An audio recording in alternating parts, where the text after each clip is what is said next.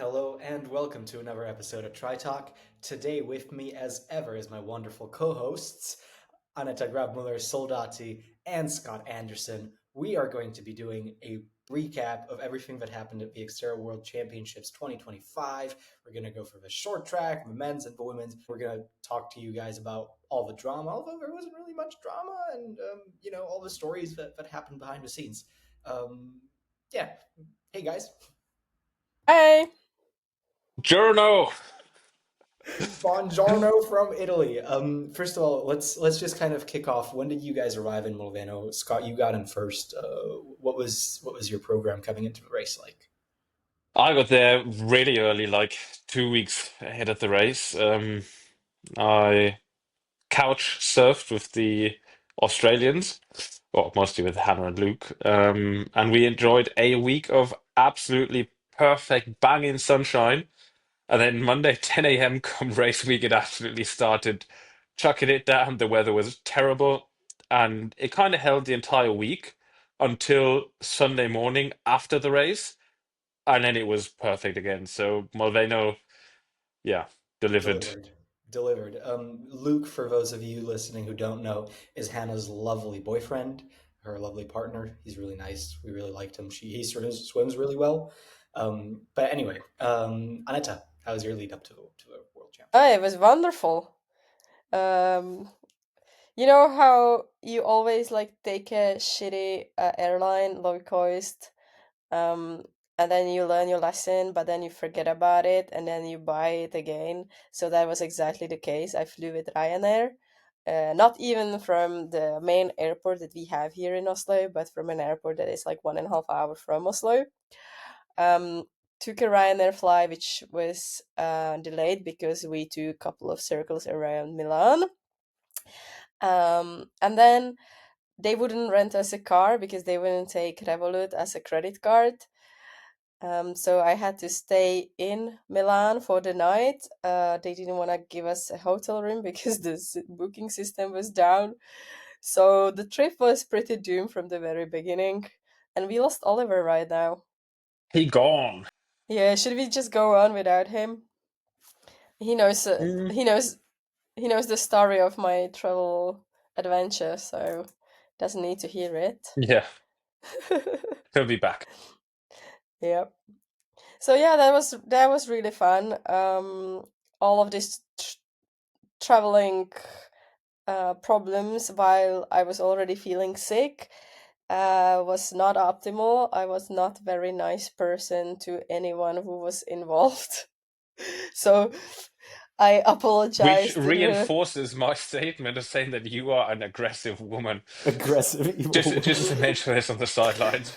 I'm afraid that the flight attendants of a Ryanair flight, the car rental company, and the hotel receptionist would agree on that night.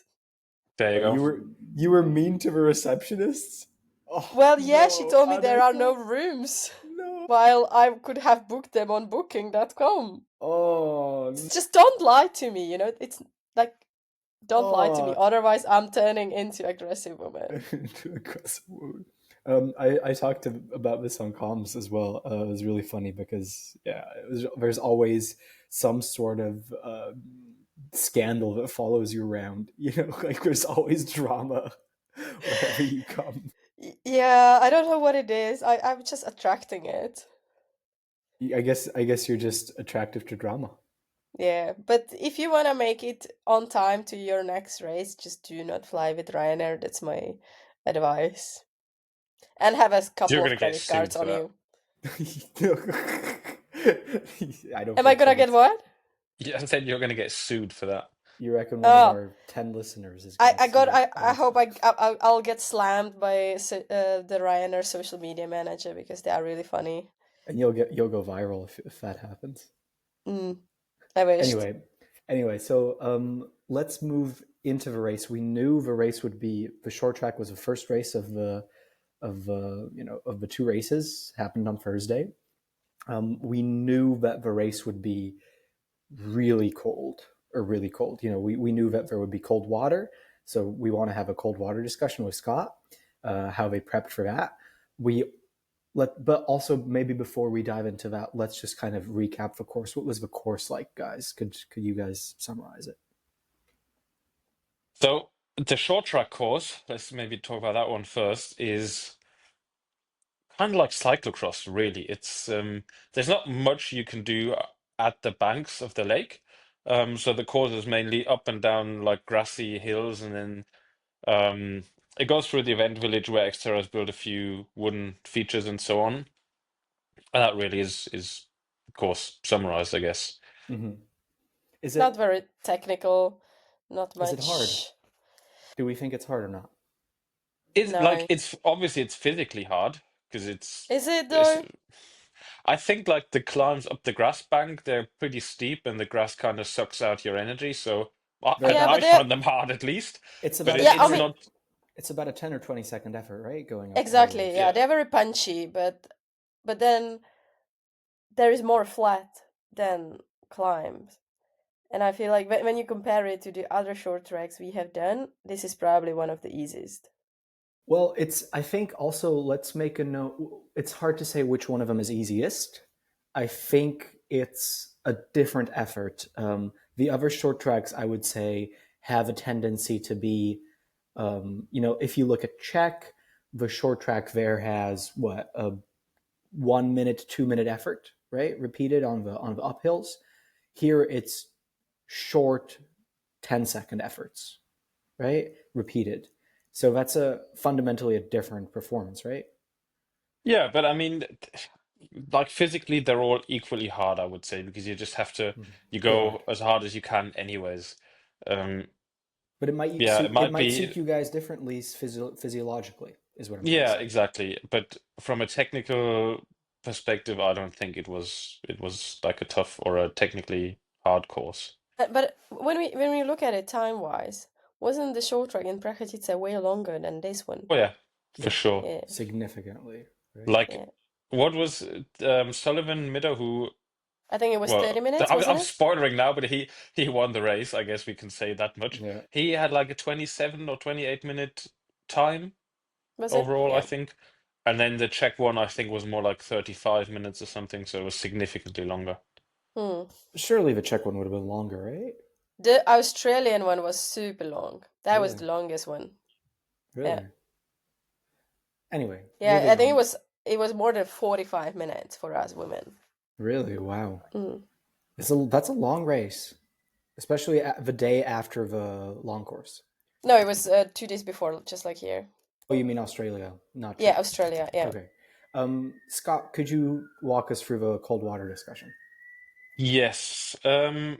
Just give me 1 second because um, I've got the numbers here. So Felix had a total time of 39 or 38 minutes 45 or something for the Czech short track. Mm-hmm. So just to be precise on that. So it was a So almost 40 minutes, yeah, for the medal. yeah, exactly. That's a big difference. Right. And in Australia, just for comparison, Jens Emil won in 37 minutes. Yeah. So the Movena one was a lot quicker. Right. Back to what you asked, the cold water prep. So historically, everyone always complains about the cold water in Moveno, and I mean it is cold. So we had the great idea of trying to adapt to that before the race. So we came up with a little morning ritual where we dipped in the water for 10 minutes without a wetsuit every day, and it was actually yeah, it's actually quite nice. I think it did help a lot, although with the torrential rain in race week, it did cool down quite a significant amount. Do you know what the temperature was in the weeks leading up, or the days leading up? Well, we didn't measure it in the weeks leading up to the race, but I reckon it must have been like 18, 19 degrees. Mm-hmm. And Versus then throughout 17. race week, yeah, apparently it dropped to 17, but I would say probably dropped even below that. Mm-hmm. So feels wise, because again, so let's mention to our listeners, you measure the water, kind of near the topish, is the way I understand it. But obviously, the cold water has a tendency to gather at the bottom. And so what happens is when you have these mass starts that happen, a lot of water gets churned up, and the water kind of feels colder than what it would be if you were even if you were swimming all alone. And so then once the elite women come in after the men, the water's been churned up a little bit more after that. I think, especially in Mulvaney, the water, there is a stream coming into the lake, and you can feel the differences in the temperature in the lake. Like, I remember last year when I was there in the summer and I would swim by myself, there would be 3 degrees difference in between the water by the coast, the water in the middle of the lake. It's crazy how different it can be. But I also have to add that it's really funny to listen to you and talking about cold water when we're talking about 18 degrees water, because anyone who lives in Nordics consider that like really warm. I was with my athletes the 2 weeks before the Mulvano race. I was in Denmark, where Jens Emil lives. There was finals of this Nordic Cup, and the water had 18 degrees, and everyone thought it was really warm, and some of them did the warm up without wetsuits. So Wow, Jesus. I really don't think 18 degrees water is too cold. And yeah, I didn't even use my neoprene hat, which says a lot. Well, let's move on to the women's race in that case. We're kind of already You're just shutting the discussion down real we've no quick. no no no no no we've already kind of transitioned into it, right? So we've talked Yeah. about Aneta swim. So Yeah. let's talk about who was first. Let's mention the start list.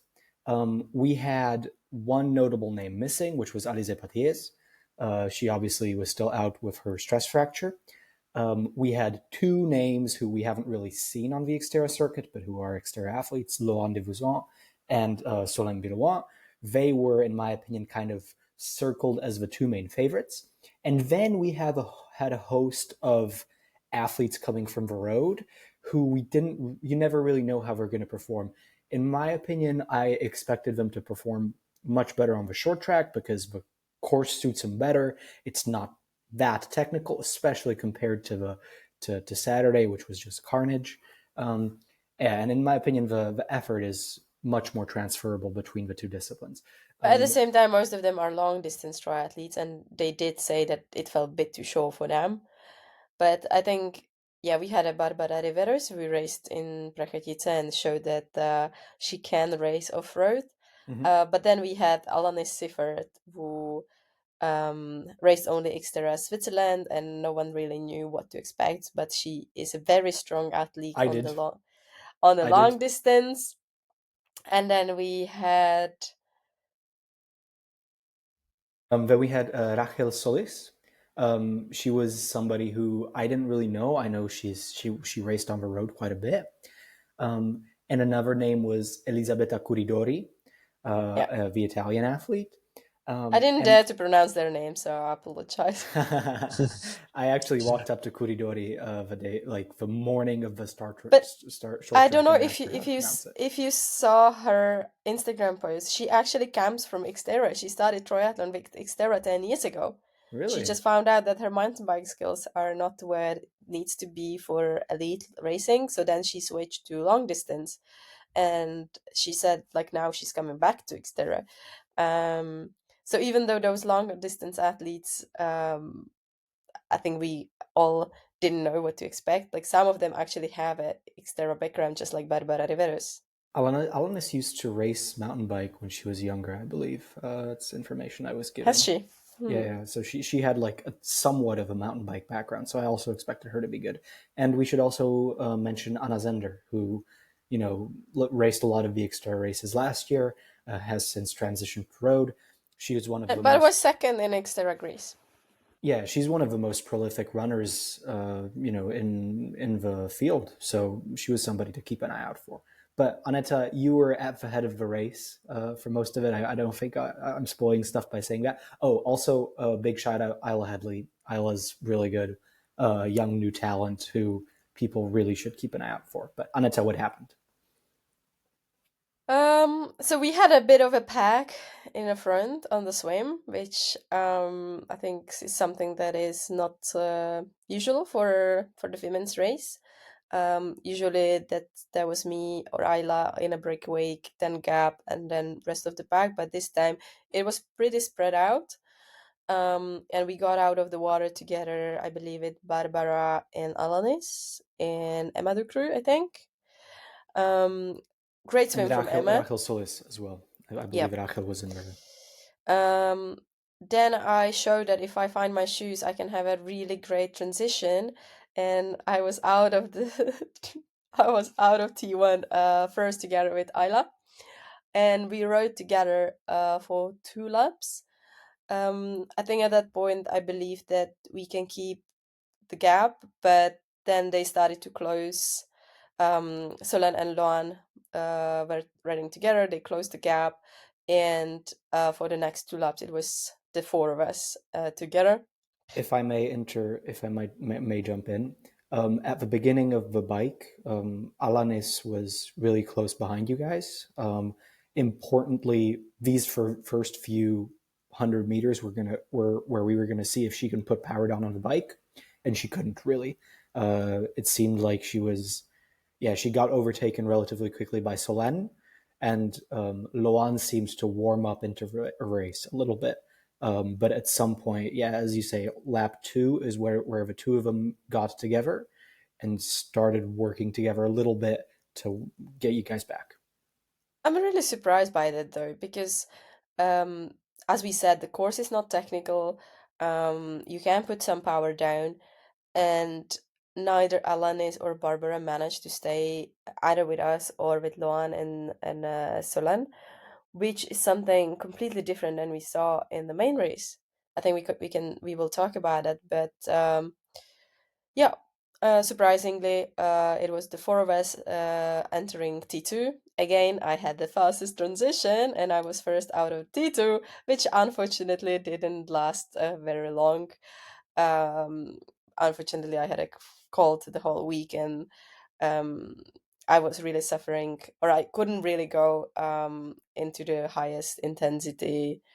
My breathing was a bit limited, so I had a really bad run, and I got overtaken by Barbara and Alanis.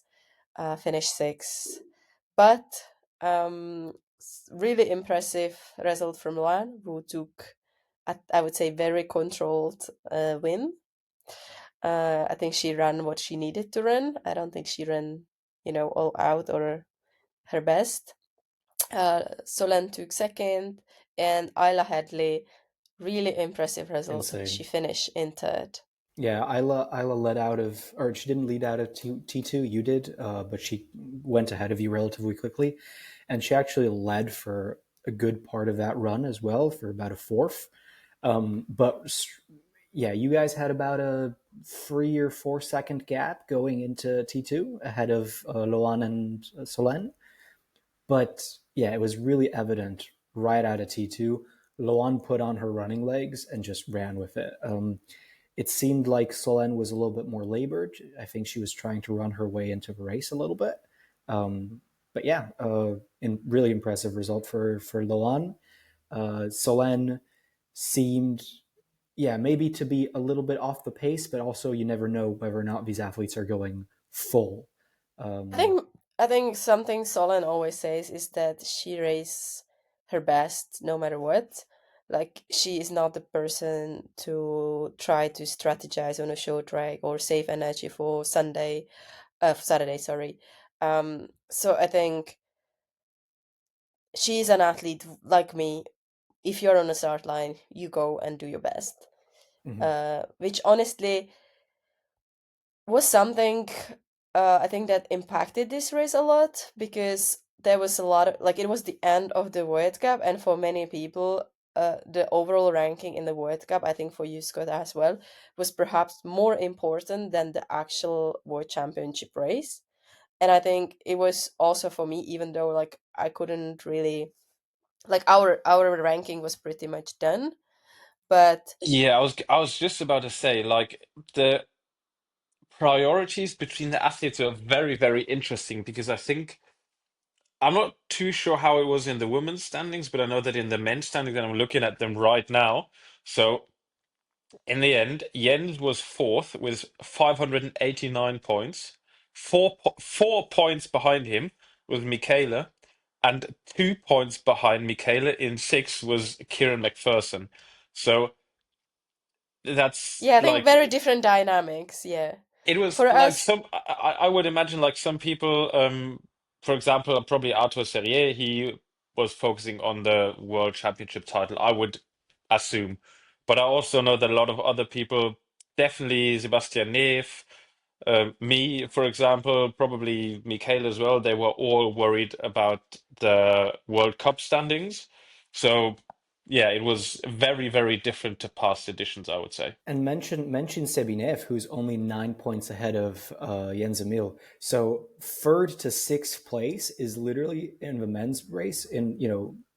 Sebinev has almost 600 points. They are all separated by 17 points. that's Not even crazy. 17, Yeah. 15. That's such a small It margin. was very different for us. The win was done. Like no one could overtake Marta. I was in second by only 3 points ahead of Alize, but we found out like she's not racing. I don't 2 weeks before the race, and then Hannah was in fourth, That was and close. she would have to be fifth or better, and I would not be able to score any points in order for her to overtake me. Yeah, but Hannah and Emma was a battle Yeah, that was really close. They ended up only 11 points behind each other. yeah. But for rest of the field, I don't think it was there was anyone who would be focusing so much on the short track in order to score the overall ranking as much as in the men's race. But I still think there were people who decided to take the short track easier in order to preserve some energy for Saturday. Marta. For Ma- example, Marta, yeah. And Yeah, I'm just wondering, what do you guys think about the change that the World Championship is not included in the World Cup and that there is still this race that is 2 days before the World Championship? And I, for example, in the men's race, like you were what, 60, 70 on the start line, but only 30 people got to race the short track. And then so you are racing against people who did not race the short track. Um, how do you feel about that? Yeah. So I am personally very happy that the short track was the final of the World Cup because otherwise I would not have been able to hold on to my 10th place. Um, I get the argument that you're racing against people who haven't raced the short track, but to be honest, if I think about it now, almost everyone who was in front of me or around me was also in the short track. So the top people, like there's nobody who just appears out of thin air who hasn't raced the World Cup and then who's like in the top 15, 20, 30 people of the long course, I think. I think XTERRA is doing a really good job with the wild cards. Like they make sure that all those people that can aim for a top 10 to 15 are actually in the short track.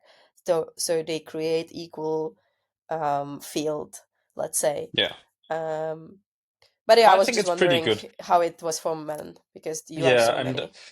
last year when I first heard this, I was like, "Ah, that's stupid. Why would you take the biggest race of the year out of the World Cup?" And but now, and maybe for reference, actually, the reason this was done is so that you can have the World Cup prize giving and the award ceremony on Thursday in the opening ceremony of the World Cup, World Champs week, so to speak, and then you separate that from the award ceremony for the World Champs, which are then on Saturday. And yeah, I actually quite liked it this year. I think it was a good Yeah, decision. I agree. I think it made sense. I think it was a good decision. Yeah, also imagine, from a viewership perspective, watching the world champs and having to then explain that there's also a World Cup race going on. Um, I think It it's it did cause some confusion though. I don't know if you saw a post from Pro3 News. They did publish they make a results post after every weekend, and in that post there were results of the short track and not the world champs. But the caption said they are like they were referring to the world champs, but then only short track results were in the post. So yeah, for people that don't follow Xterra, I think this was still very confusing for many. Um, which yeah. I mean, hard to like. I think everyone loves the short track. We all want to keep the short track in the weekend of the World Champs. It'd be interesting to see which short tracks they'll have next year because Yeah, for sure, I mean, I don't know, the World Cup schedule is not public, but I would go out on a limb and say Oak Mountain's definitely going to be in, and probably isn't Western Australia as well because they're the regional championships. yeah. I mean that's confirmed, right? Like the continental championships are always in the World Cup, and it's actually Is that mandatory. official? Yeah, Australia is official for sure. I'm not sure Oak Mountain is official, but the I mean, continental champs are I'm always pretty, in the World Cup. I'd be pretty sure that they're in the World Cup. I just haven't actually Yeah, seen an official statement about it. the rule says that you need to do two continental championships to be entitled for the World Cup money. Yeah, So but the rules also change every year, so yeah, I mean that has been the that rule would for mean the that last two three we've got a years. short that would mean we get a short track in WA, and we get a short track in Oak Mountain, and then wherever. Not necessarily because not every continental champ had a short track. Like XTERRA Germany didn't have short track, so True, we'll see. We true. will. The It last year could go we'll back to Zittau. It could go back to Zittau. It could go to Weston Park. I actually yeah don't know. I actually we have no idea about this. no one knows, so we will get surprised, I guess. Let me They can't um not the cancel check. the Czech No. short track. That's the best event of the year. Yeah. No. Ah, okay, right. Let's Well, continue. back to Malvano. Let me give a shout out to what was the top 10 at the World Champs. Yeah, Luan Divizon wins, Solène Bilouin second, Isla Headley, in my opinion, overperformance, really strong in third place. Barbara Riveros fourth, Aneta comes in sixth, beaten by Alanis Siffert in fifth in a sprint finish. She pushed close. Um, and then we have Anna Zender coming seventh. Noemi Boggiato. I was corrected on this. Her name's Boggiato, not Boggiato. Boggiato in eighth. Emma De Croo ninth, and Elisabetta Curidori in 10th. Interestingly, Curidori, Zender, and Boggiato all had faster runs than Luan, which I think kind of we had a conversation about this. I think, as Probably I said, shows. Lana ran what she needed to run. Yeah, yeah, she didn't go full out. She had a gap No. on Solène. At the finish, it was about 27 seconds. You don't need a bigger gap than that. You just need to win the race. Anyway, moving on to the men's race. Any more findings from this? Oh, Marta took this race easy. She had the World Cup wrapped up, and so she finished. I think this is 12th, which is kind of subpar for her. So that goes to show that she wasn't really trying that hard here, I don't think. Okay, let's move on to the men's in that case. Men's race, I'll maybe start with the. Yeah, maybe Scott, you can give us a rundown because you were quite far up there, especially on the swim. So, how was your day on the short course? Um, my day was absolutely brilliant. Just thinking about how to explain what went on in the race. I think a lot of the outcome of the race was determined by the start position on the swim, because the further you were on the right of the start line, the closer you were to the buoy, and unless you're an exceptionally good swimmer, that would mean you get to the first buoy very quickly and you'd be set in the front of the field. And I think if you look at the final results, that kind of reflects that as well a little bit. Swim was pretty rough. If you look at the live stream, you saw that Jens Roth actually had to stop to breathe, and he was like out of the water somewhere in the top 10 somewhere That's when he crazy. usually leads out. Um, yeah, and then on the bike, very interesting as well. There was like a massive group of about 10, 12 people, I think, on the first lap that would just, it was a massive train. And then you slowly saw Jens Emil work his way to the front. Sullivan Meadow kind of pushed off the front for quite a bit. And also, interestingly, Maxime Chanet, who we haven't seen racing this year, was putting his mark on the race, so to speak. So, yeah. Um, And then Sullivan Meadow. Yeah, it's funny that you said Jens, worked, caught up with the main pack and, eventually passed it because I talked to him the day before and he said he's not gonna go all out on the short track because he's gonna be saving himself for the main race. But that's definitely not what we saw in the race. Yeah, Yeah. he said I talked to him right before the race, and he said, "I'm gonna take it easy-ish. I'm not gonna go. I'm not gonna go full. I will see where I come out on the bike or where I come out on the swim, and depending on that, I will see if I race." And I think that's kind of the approach that Felix and Artur also had, um, just to see. Okay, I'm gonna race for the first 10 minutes, and then I'll see where I am, and depending on how I feel, I will make a decision if I continue or not. But it was actually Spinazza who led out of the water, which was kind of shocking, honestly. Yeah, like he led like the first 1.5 loops of the bike or something, but Yeah, I think towards the end of the race, Sullivan Meadow just kind of took yeah. over the lead and tried to get a little bit of a gap going, I guess. At some Interestingly, point, there was you can see this on the live stream as well, and I just rewatched it yesterday. Jens was the first on the end of the bike, and he just got past while going into transition around the corner because Sullivan kind of raced past him through a little gap, jumped off the bike, and then just sprinted like a madman, um, and left transition in first place. And I think that's what probably won him the race because nobody was L- able to catch him. Jens lost 9 seconds in that transition. He yep. had the fastest run time too. Yeah, I bet because he was so slow in that transition. It's almost like he couldn't find his shoes. No, Jens. Yeah, Jens Sullivan made a slightly interesting decision trying to lead the race right after they caught Spinazzi. He put in a big attack and he was slowly closed down exactly coming into T2. So there was a big group with pretty much all the guys there. Artur was a little bit off the back. Felix, Maxime were there, as was Jens. Jens actually, as you said, ended up leading into T2.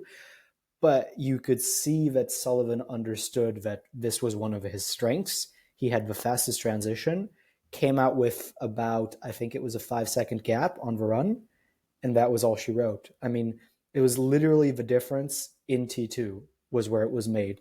And Jens just lost it there. He was faster than Sullivan. He clawed back, I think, closed the gap down from To four 12 seconds. to 4 seconds, but it's too far too late. And so Sullivan takes his second win, which was really impressive for, being so young, having raced in such a manner. He didn't leave it to chance, which I think there's an interesting conversation to be had there, especially considering the pacing.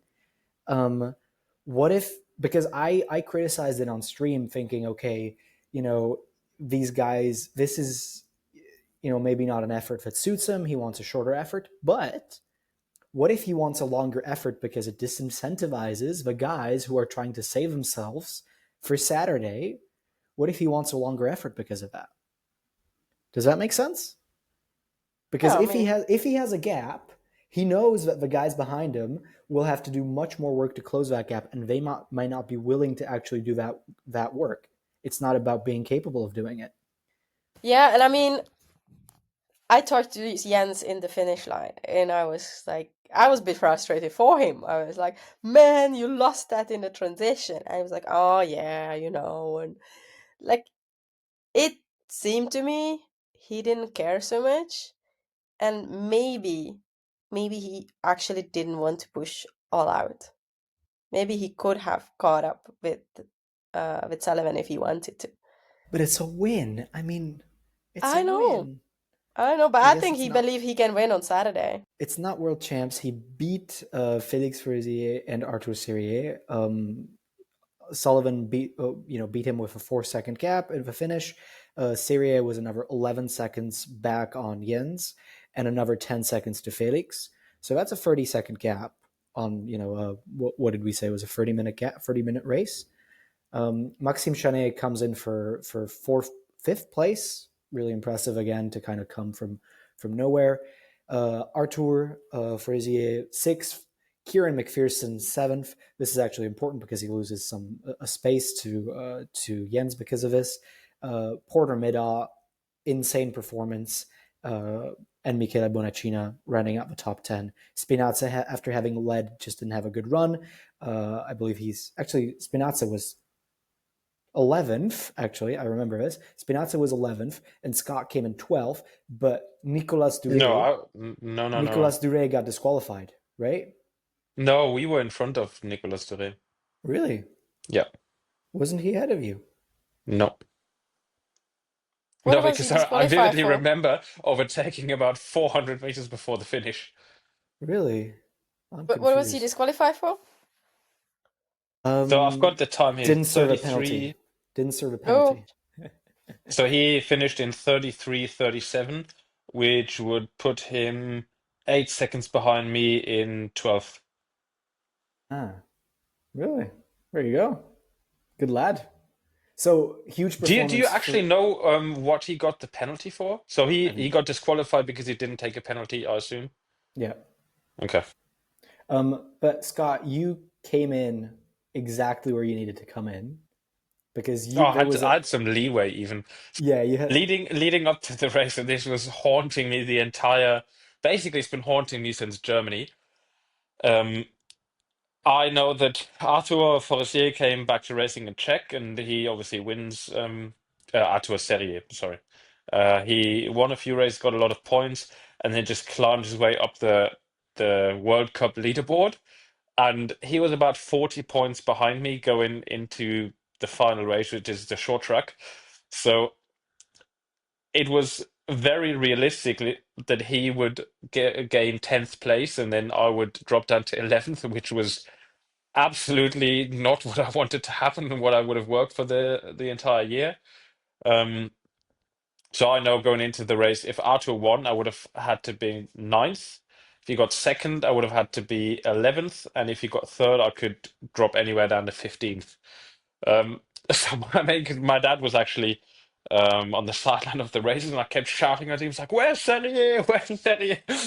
Um, yeah, but luckily he got third. I got 11th, so it was enough to keep that top 10 spot. Good for good me. job. Good job. That was a hell of a performance.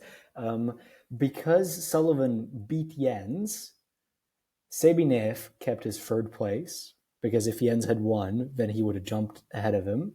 And Jens jumps in the ranking all the way up to fourth, ahead of Kieran and ahead of Michele.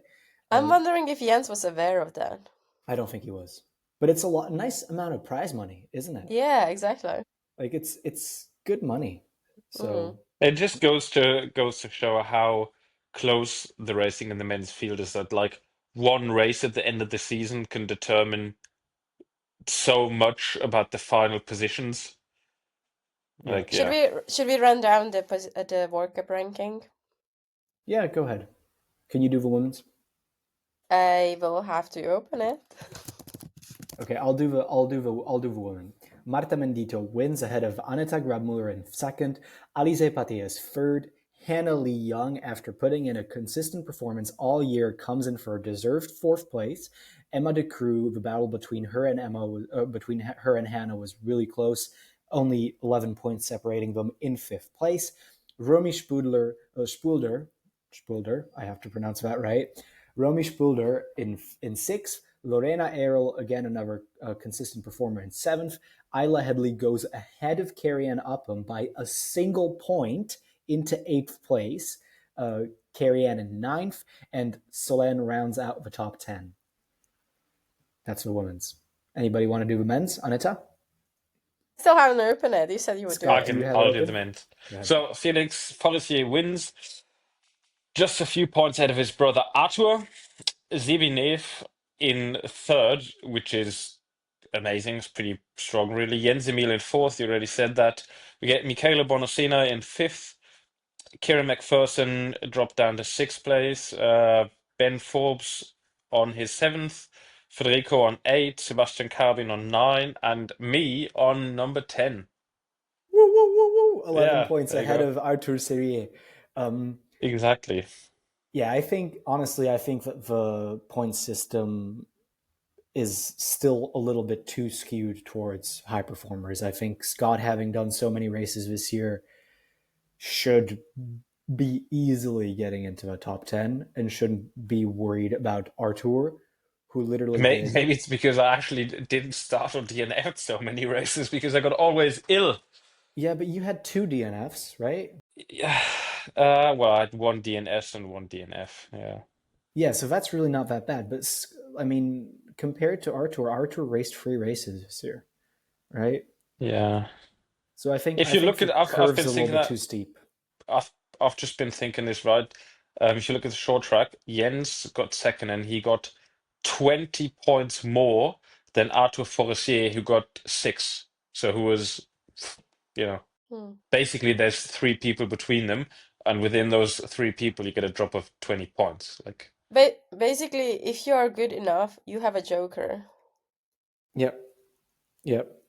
And we can No, see that with Felix. Like, he didn't race in Australia, right? yeah, mm. And yeah. yet he won the World Cup. I agree. I think it's the curve is a little bit too steep at the moment. It's not the issue isn't between the guys who are 1 to 5. I think there it's okay, but the difference between 1 to 5 and the 5 to 10 guys, or like even 10 to 15, I think the gap there is a little bit too big. Do you think a similar system as, for example, the Pro Series, Ironman Pro Series has, where it doesn't matter only the ranking, but also the time, where you lose, the more you behind the winner, the less points you get? Do you think that would make more sense? It would make Because I think, from like, let's talk about Quebec. Like, people, there was not so many women showing up in Quebec, and then the gaps were quite big as well. So the people who even had a good position, like fifth, sixth, seventh, would still have much less points because they would be far behind Marta, who won the race. yeah, So represents your level better, doesn't it? exactly, yeah. Yeah, but then don't you run But into the same then issue? that gets very close to what the WPI is, right? The ranking of your Mm, position in the race, how hard the race is, and who you race against.